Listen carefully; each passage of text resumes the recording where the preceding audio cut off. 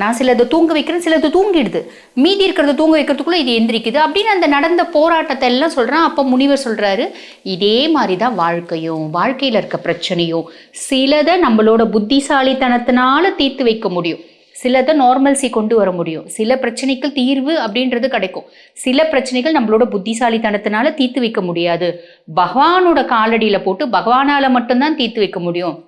இன்னும் ஒரு சில பிரச்சனைகள் இருக்கு, காலத்தின் போக்குல விட்டுடணும், அப்பதான் அதுக்கு தீர்வுன்னு கிடைக்கும்.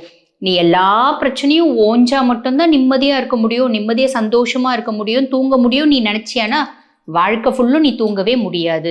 இதுல இருந்து உனக்கு என்ன புரியுது, என்ன வரம் வேணும் அப்படின்னு கேட்பாரு. அப்ப அவன் சொல்லுவான், எனக்கு ஒரு வரம் நீங்க கொடுத்துட்டீங்க, வாழ்க்கையை புரிய வைக்கிற வரம் நீங்க கொடுத்துட்டீங்க, ரொம்ப சந்தோஷம் சாமின்னு காலில் விழுந்து கும்பிட்டு போறான். கொஞ்ச நாள் கழிச்சு அவன் வரான். வந்து என்ன சொல்றான், சாமி இப்ப எனக்கு நிறைய பிரச்சனைகள் இருக்கு, என்னால தீர்க்க முடிஞ்ச பிரச்சனையை நான் தீர்த்துட்டேன், என்னால தீர்க்கவே முடியாத பிரச்சனையை நான் பகவானோட காலடியில சமர்ப்பிச்சிட்டேன்,